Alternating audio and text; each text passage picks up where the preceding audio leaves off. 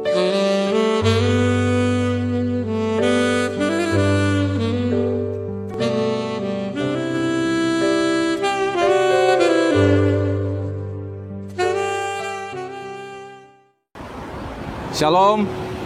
kembali lagi di channel Gelafo Sukacita bersama saya Guru Jemaat Esau Limpa di Kampung Asbaken, Pantai Kampung Asbaken.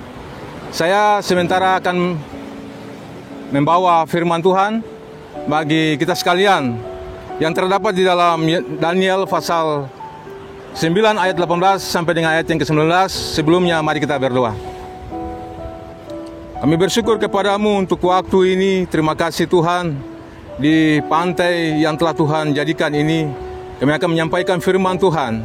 Kiranya bagian firman Tuhan ini memberikan kekuatan dan pengharapan kepada umat Tuhan yang mendengarkannya. Dengan penuh sukacita dalam nama Yesus kami memohon. Amin. Daniel pasal 9 ayat 18 hingga ayat yang ke-19. Firman Tuhan berbunyi, doa Daniel. Ya Allahku, arahkanlah telingamu dan dengarlah. Bukalah matamu dan lihatlah kebinasaan kami dan kota yang disebut dengan namamu. Sebab kami menyampaikan doa permohonan kami ke hadapanmu, bukan berdasarkan jasa-jasa kami, tetapi berdasarkan kasih sayangmu yang berlimpah-limpah. Ya Tuhan, dengarlah. Ya Tuhan, ampunilah. Ya Tuhan, perhatikanlah dan bertindaklah dengan tidak bertangguh. Oleh karena Engkau sendiri Allahku, sebab kotamu dan umatmu disebut dengan namamu. Demikian firman Tuhan. Tuhan memberkati jemaat sekalian. Bapak Ibu Saudara-saudari kekasih Kristus, bagian firman Tuhan yang telah dibacakan ini adalah suatu bagian doa Daniel tentang bagaimana dia menggumuli atau ia membuat perenungan atas apa yang disampaikan oleh Nabi Yeremia tentang kejatuhan bangsa Israel atau pembuangan bangsa Israel ke Babel. Dalam nubuat itu, Daniel membaca peringatan Yeremia tentang Israel. Allah menghukum Israel.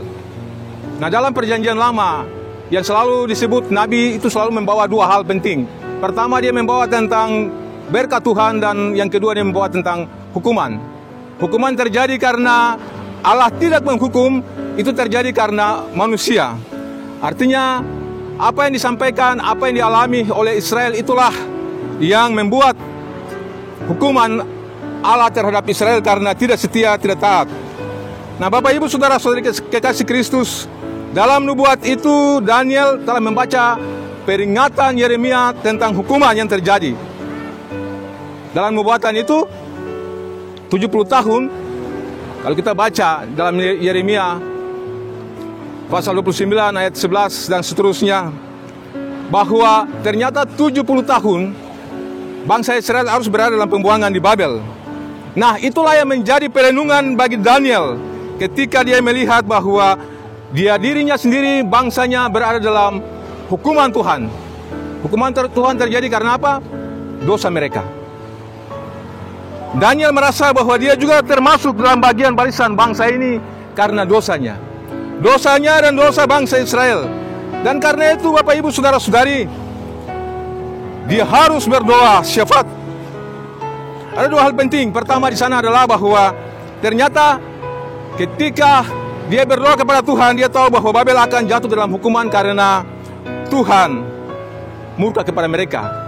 Yang kedua, bangsa Yahudi yang telah jatuh dalam pembuangan itu akan kembali ke Israel dengan membangun kembali tembok-tembok Yerusalem dan bait suci. Memahami nubuat inilah, maka Daniel sadar bahwa sebenarnya 70 tahun dalam pembuangan itu adalah masa yang panjang sekali. Nah, ternyata juga di dalam pembuangan itu ada nabi-nabi palsu yang bernubuat tentang itu biasa saja, Tuhan akan melepaskan bangsa Israel. Tetapi sebenarnya Tuhan menghukum Israel untuk memberikan kesadaran penuh kepada mereka. Pemulihan yang akan terjadi tidak hanya biasa-biasa saja, suatu proses yang panjang, suatu proses pemulihan yang panjang.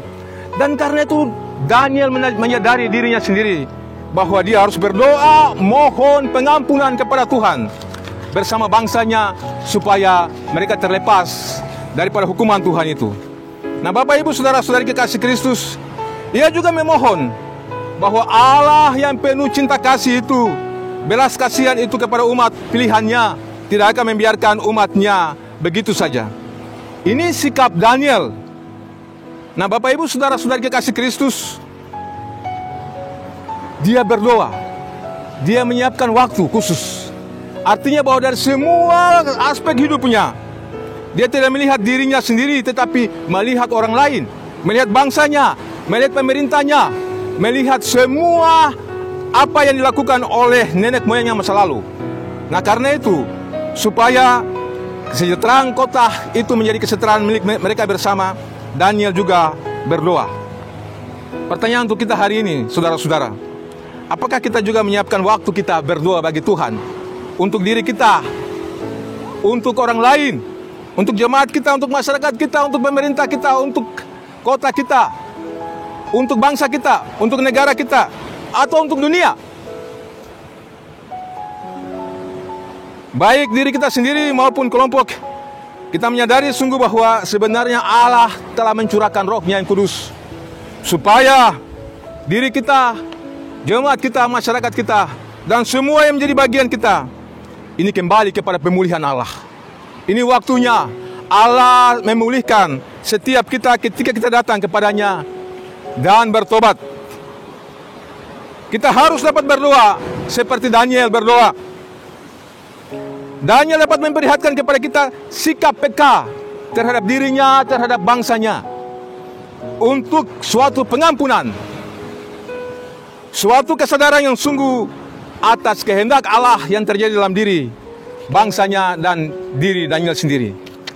Bapak Ibu saudara-saudari kekasih Kristus, kebesaran jiwa yang ada pada Daniel inilah yang membuat kita, tetapi juga menolong kita kepada Allah, agar dalam janji-janji Allah kita dapat menerima pemulihan Allah yang besar. Hari ini Allah sementara mencari kita, karena Ia sementara memulihkan diri kita, memulihkan tanah kita, memulihkan jemaat kita, memulihkan masyarakat kita, pemerintah kita, dunia ini, tempat di mana Tuhan berikan bagi kita. Pernahkah kita sadar dalam diri kita bahwa ada janji pemulihan yang telah Tuhan buat bagi kita? Seperti Tuhan janjikan pemulihan untuk Yerusalem.